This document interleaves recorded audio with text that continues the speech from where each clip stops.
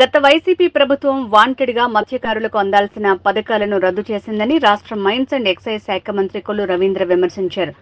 మచిలీపట్నంలోని తన నివాసంలో 50 మంది మెకనైజ్డ్ అండ్ మోటరైజ్డ్ బోట్ల యజమానులకు 37,000 విలువ చేసే అత్యాధునిక సాంకేతిక పరిజ్ఞానం కలిగిన డివైజర్లను మంత్రి చేతుల మీదుగా అందజేశారు. అంటే స్టార్ట్ అయింది, అందరూ కూడా ఎంక్వైరీస్ లో ఉన్నారు.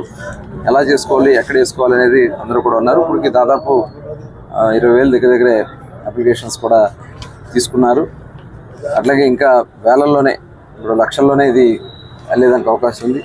ఇతర రాష్ట్రాల నుంచి కూడా పెద్ద ఎత్తున వస్తున్నారు.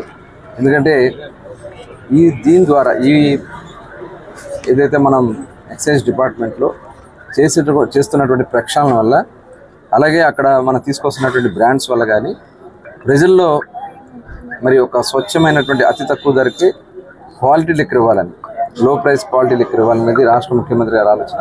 దాన్ని తగిన విధంగా చేస్తున్నాం.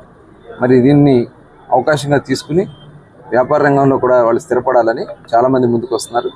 తప్పకుండా చాలా పారదర్శకంగా ఇక్కడ డ్రాస్ తీయడం జరుగుతుంది. ఎట్టి పరిస్థితుల్లో సిండికేట్స్ని మేము ఉపేక్షించాం. ఎవరైనా అలాంటివి చేసినా అది ఎవరైనా సరే వాళ్ళ మీద చర్యలు తీసుకోవడం జరుగుతుంది.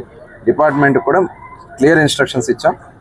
వాళ్ళకి టార్గెట్స్ కూడా, అప్లికేషన్స్ ఏ రకంగా అయితే ఎవరు అడిగినా కూడా ఇవ్వాలని చెప్పడం జరిగింది. ఆన్లైన్లో కూడా అప్లై చేసుకోవచ్చు. డ్రాస్ కూడా చాలా పారదర్శకంగా జిల్లా యంత్రాంగం ఆధ్వర్యంలో తీయడం జరుగుతుంది.